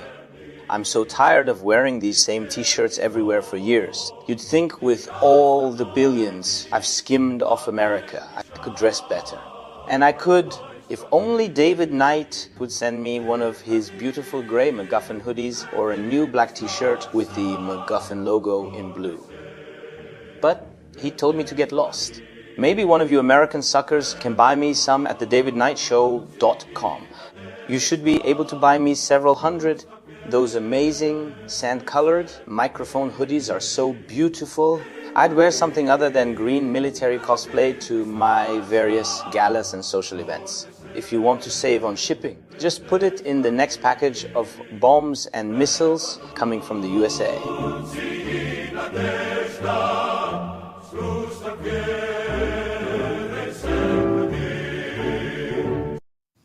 That's right. You can only get those at davidknight.news. You can't get them at Wildberries. You can't get them at Amazon. Perhaps Zelensky's goal is to take out all of the Russian equivalents of Amazon so that everybody has to dress down in his military cosplay like he wears all the time. Nothing allowed but green T-shirts. Well, it is truly amazing the extent at which they are targeting this retail giant, Wildberries, in Russia. The biggest one that they just hit was, again, 250,000 square meters. Well, square meters is roughly about 10 square feet. So we're talking about 2.5 million square feet. In the Moscow region, it employed 13,000 people. They now no longer have jobs. Other people are not able to get the goods, the services, because it set off a massive fire that burned the entire thing down. Excluding that warehouse, Wildberries had 20 facilities and more than 1.2 million square meters, equivalent to over 1/5 of its capacity that was taken offline by drone attacks. Now they've just added another 250,000 square meters. Wildberries and another Russian e-commerce platform, Ozon, together sell goods and services worth 8.5% of Russia's GDP. They also provide jobs for 4 million people, more than 5% of the country's workforce. So that is what asymmetric warfare looks like. Ask yourself if we are protected against anything like that. Trump is going to protect himself, but he's going to let you, your family, and our infrastructure and our supply chains die. You can already see it in what he is doing, his utter contempt for what he is doing to the price of oil and gas. Yes, I think war is coming to the U.S. But let's take a look at the primary that's going to be happening today. We have today is primary day in Florida, and we have an interesting race that's down there between Randy Fine, who I see as public Zionist enemy number one. He deserves to get the Jonathan Pollard Award. He is a traitor extraordinaire. But before we get to that, we see the guy who is the National Security Minister of Israel.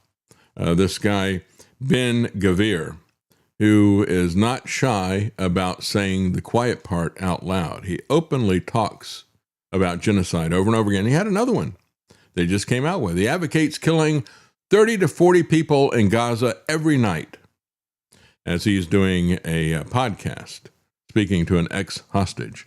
He said, "It's no secret that I disagree with the Prime Minister." He said, "I think targeted assassinations should be carried out in Gaza." Well, hey, you've already been targeting children. We've had doctors who have come back and said, yeah, these kids, it's like the snipers have decided it's like a game with them. They decide today we're going to shoot them in the right shoulder. And he said, I see all these kids coming in with the same wound in the same place. They know exactly what they're doing. This is not accidental. This is deliberate. It is a game for them. Targeted assassination of children. But of course, targeted assassinations are the preferred Zionist war tactic, aren't they? He said they should be carried out in Gaza, taking down 30 to 40 every night. He said not just those who pose an immediate threat either, right? There are people out there who are not worthy of life. They should not live. They're not even people. Folks, this is Zionism writ large. Those of us who are not Jews are not worthy of life. How many times do they need to tell us? How many times do they need to say this openly? That everybody that is not part of their club, and it's not even an ethnic club, they lost all of their genealogies when the temple was destroyed. They don't do any DNA testing now. And even if they did, the Ashkenazi Jews are not Semites. And so, and we have a good example of that in terms of their allergy to the olive trees that are so heavily indigenous to that area. Only 1% of the world's population has an allergy to the olive trees, pollen. But the Ashkenazi Jews, put Jews in quotes, 66% of them have an allergy to the olive pollen. So these guys are fake Jews, the ones who say they're Jews, but they're not. They're actually the synagogue of Satan.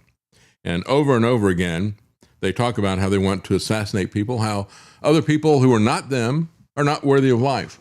This is the same playbook that we have seen from every genocidal, every totalitarian government. And it's not just limited to Jews. We have seen this over and over again. But the Jews have learned the lesson well, and they are probably the biggest proponent of this idea right now. Similar statements by Ben-Gvir and other Israeli officials have been presented to the UN's World Court as evidence of genocidal intent. Yes, of course. If you have decided and publicly state that you're going to run every last one of them off of the land that you want, and you don't even consider them, they're not even people, he said, then yes, that is an admission of war crimes, contemptible war crimes. Israel denies that it has committed genocide in Gaza, and yet you even have multiple Jewish organizations say that fits our definition of genocide. Matter of fact, the guy who coined the term genocide was a Jewish historian, sociologist, whatever, and he was referring to what happened in Azerbaijan with the Armenians and the Turks that were there at the time, and that is still going on.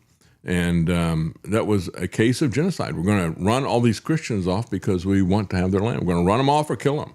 That is exactly what is going on in Gaza.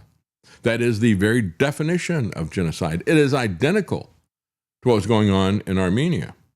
Israel's domestic media has made scarce mention of the statement. They don't even pay attention to it. It's not even extraordinary to them that he would say, yeah, let's kill 30 to 40 people every night. That's not even newsworthy to them. Highlighting how the once fringe ideologies that Ben-Gvir has, the popularity of that is surging. You see, this is not just Netanyahu. This is widely supported by the people in Israel. As a matter of fact, a lot of the problems that they have with Netanyahu is that he's not Ben-Gvir enough. He's not pushing this hard enough. And that's what the people who are threatening his position as prime minister, the people who look like they might unseat him as prime minister, they're even more hardcore than Netanyahu. This is a problem that is shared by the Israeli population at large. Figures like Ben-Gvir have become more popular among Israelis. And as they point out again in this article from AP News, they said, well, since Hamas killed about 1,200 people, look, this is another one of these inflated body counts that they did, just like the 6 million number. They killed a lot of their own people. And I've played the clips for you of the military commander saying that. Yeah, we had, half dozen people or a dozen people or whatever in this house, 13, 20 people. Yeah, we took it out because there was somebody that we needed to get here. So we just killed all those Jews, right? And you take a look at the highway that was littered and packed with cars that were burned to a crisp and shot up. The people coming across from Gaza, the Hamas people, did not have that kind of firepower. That kind of firepower only belonged to the Israeli military. They killed their own people. Then they put that body count out there as justification to kill everybody in Gaza. So Ben-Gvir is now one of the most influential people in the country because the country wants this. This is what the people want. And I've said many times, I said, I was reluctant to criticize the people of Israel because I understand that there's ultra-Orthodox Jews that are there that don't support this type of thing. And they don't even support the state of Israel. And when I look at our government, don't think for a minute that I support anything that Trump is doing or anything the Democrats want to do. I absolutely disavow the American government at this point. It has nothing to do with the Constitution, the Bill of Rights, any of the principles that this country was founded on. It is a criminal terrorist organization, not just Israel, the U.S. government. And they should be joined together, as a matter of fact. They belong to each other. They operate the same way and have the same purpose. And so I will many times say, well, I'm not going to blame Jews because of the criminal Israeli government, because I don't want to be thrown into the same hopper that the American government is there. But if you look at what the Israeli people are, where they are in terms of popularity polls, they embrace this. They support this. He has substantial control over key parts of Israel's security apparatus, Ben-Gvir does. And he runs the prisons, and we've seen over and over again, a lot of this stuff is designed for optics. He had the people on his staff, and he were wearing gold lapel pins that were hangman's noose, right? Because he wants to execute prisoners, as many as possible. And he wanted to put crocodile moats around the prisons. That got shut down by the court system. But it's that kind of cartoonish posturing. And quite frankly, it makes him very popular with Israeli people. They like that. He's doing that kind of stuff because he's playing to the mob. He's playing to the street. Just like you've got people in Iran putting out death to America and death to Israel, they're playing to the street. And but they're playing to the people who really want to see that type of thing. And so we've got, on the one hand, we've got the radical jihadis.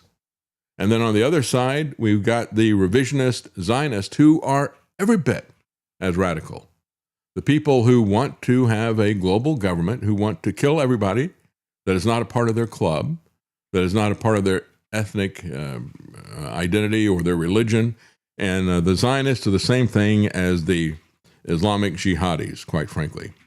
Ben-Gvir openly advocates mass immigration and expulsion of Palestinians from Gaza. He wants the Jews to take over the areas of Gaza, which is, again, textbook genocide that they're doing. In the same taped appearance, he advocated for mass immigration of Palestinians from Gaza, ethnic cleansing, in a word, and the resettlement of Gaza by Israel. And again, this is what Jared Kushner is doing with Netanyahu, saying, yeah, we're not going to leave if there's anybody that still has a gun in Gaza. Well, why are we not allowed to have guns in Gaza, right? They don't have a Second Amendment in Israel, that's for sure. But you don't have a right of self-defense. When you take away the weapons, you don't have a right of self-defense, and that's what they're saying. They're saying that only Israel has a right of self-defense, so therefore we can invade them.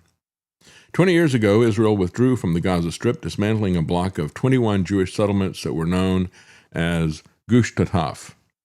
He said, I see all of Gaza as ours, said Ben-Gvir in the interview. Settlements not just in Gush Katif, I don't know how you pronounce this anyway, but throughout Gaza, encouraging as much immigration as possible, sending them to their countries and to the territories. No immigration, nothing, just kill them, one by one. So he doesn't even want them to leave. He just wants to be able to kill them in place. And again, even the children. And we've seen that over and over again. Because these people, folks, are literally terrorists. Which brings us to Randy Fine, the Jonathan Pollard Award winner. I give him that award. Today, there's a primary. Yeah, we're here with Randy Fine. It's amazing to me that Randy Fine is projecting the stuff that he does onto his opponent, Dan Bilzerian. Now, I don't know Dan Bilzerian. I've seen some of the cases that Anthony Sabatini, who is working with him, have been involved with, and I respect some of the things that I've seen Sabatini do. Bilzerian, I don't know who the guy is. I just know who Randy Fine is. Dan Bilzerian's a what you might call interesting at best character. He has a long history of gambling and posting pictures online of himself with women in bikinis holding guns. That's he's what I've seen. basically an influencer, and I don't really believe he's in this out of any sense of virtue, but we'll see. Yeah, that's what I've seen. I mean, he kind of looked like an Andrew Tate character, you know. Very much so. So it's like, well, no, I'm not saying that I'm going to jump over here and support this guy. However, I would support that over what Randy Fine is, quite frankly. And what I think is interesting, he's run some real hard-hitting ads against Randy Fine, pointing out exactly what Randy Fine is about. And of course, Randy Fine doesn't have a problem pointing out what Randy Fine is about either. I served with two anti-Semites, Marjorie Taylor Greene and Thomas Massey. One we got to quit, and the other, thanks to all of you, we beat.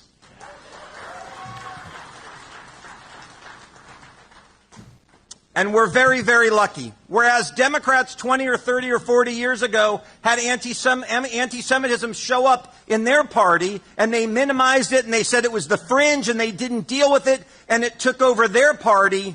The leader of our party said he wasn't going to deal with that. We often say that Donald J. Trump is the greatest friend that Israel's ever had, but that doesn't go far enough. Donald J. Trump is the greatest friend American Jews have ever had because he stands up and he fights for all of us. He's not a friend to Americans. He doesn't fight for Americans. He fights against Americans. And what is amazing as he stands up and says, we got Thomas Massey out. How much did you spend on Thomas Massey? Was it $20-30 million or something like that? AIPAC and Jewish billionaires together. People who have dual citizenship. Randy Fine has referred Dan Bilzerian and Anthony Sabatini to the FBI for criminal charges. He alleges that they have gotten $1 million from a election spending scheme that involves foreign interference. Wait a minute. This is the guy. Foreign interference? $1 million, not $20-30 million, but $1 million. And to complain about foreign election interference?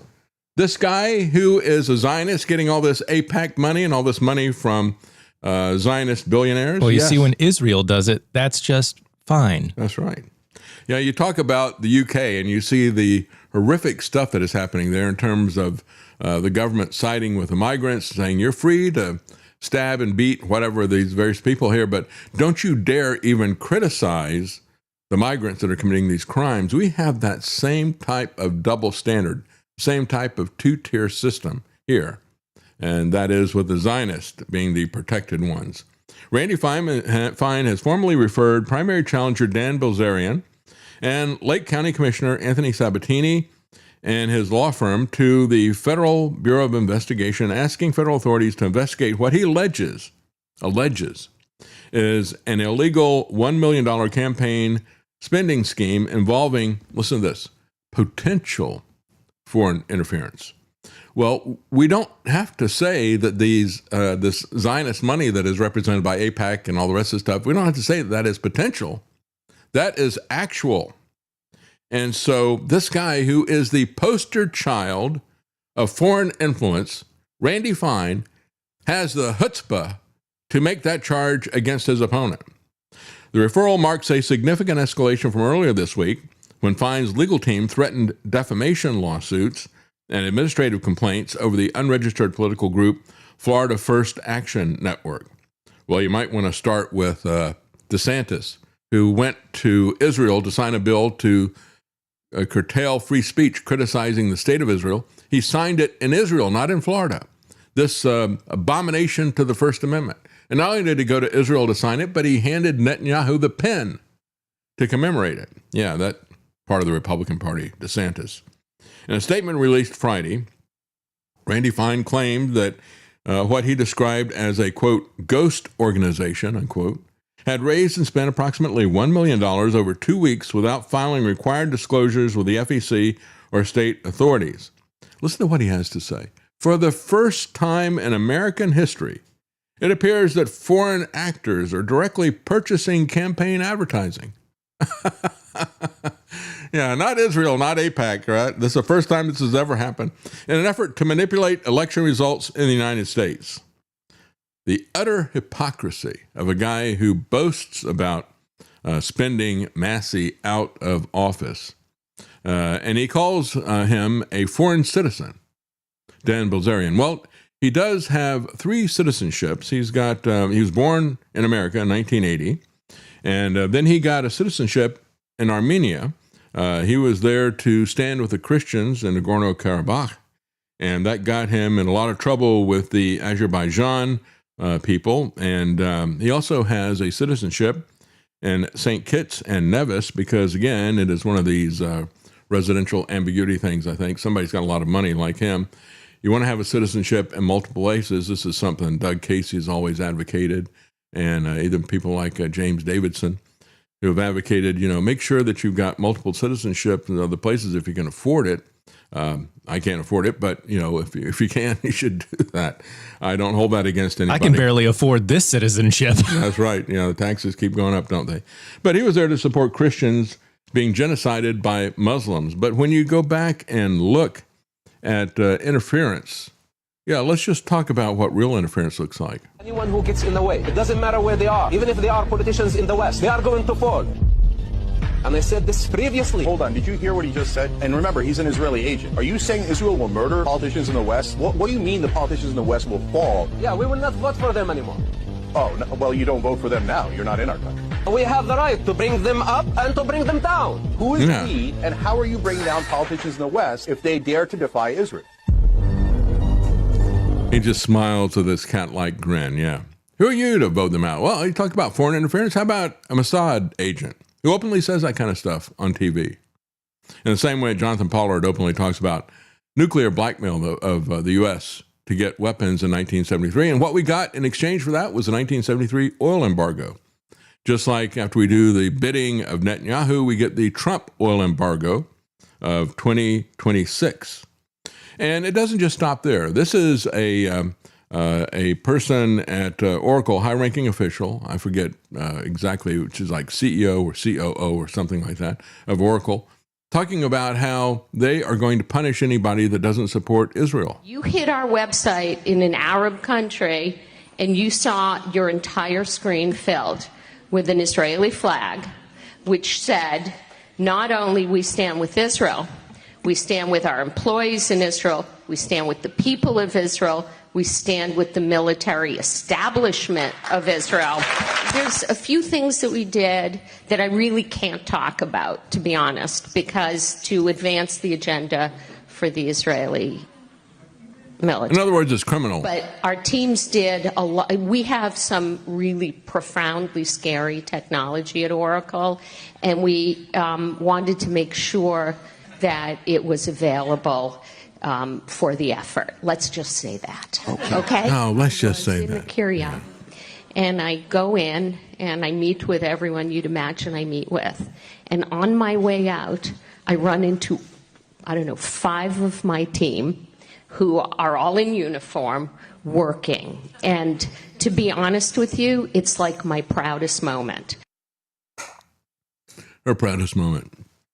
That is Sarah Katz. She is the executive chair of Oracle. And of course, Larry Ellison, Trump's right-hand man that he's trying to give control of all media to, is a hardcore Zionist himself. Yeah, we're doing some very scary things with technology, things that I can't tell you about. Why? Well, because they're illegal, right? And I've got people in uniform. What uniform are they in? You think they're in the Israeli uniform? You think they're in the American uniform? She would have said that. That's not an issue. But they're in the Israeli uniform. So talk about foreign interference, Randy Fine. Give me a break. And when you look at Trump and anti-Semitism, here is his anti-Semitism chief, Leo Terrell, talking about how the First Amendment needs to be gutted. But of course, telling you that he is a First Amendment supporter, just like the left will tell you, oh, I really support the Second Amendment as they're putting in gun control legislation. Where have you found the most pungent examples of anti-Semitism across the U.S. so far? Everywhere. It's everywhere. I mean, we focus on the big cities, but it's in the small cities. It's in the South. It's in the North. It's in the East, in the West. How do I know that? Because my phone never stops ringing. Complaints all over the country of anti-Semitism. And the biggest problem, which I think is our next issue, the local level. We've got to control speech everywhere. Don't worry about those flock cameras. Don't worry about AI surveillance centers. Yeah, they want to control everything about you, especially your speech, your criticism of a foreign government. They say that is anti-Semitism. Well, we just saw the Catholic Church, the America's Catholic bishops, they just put in a Jewish woman who rejects Christ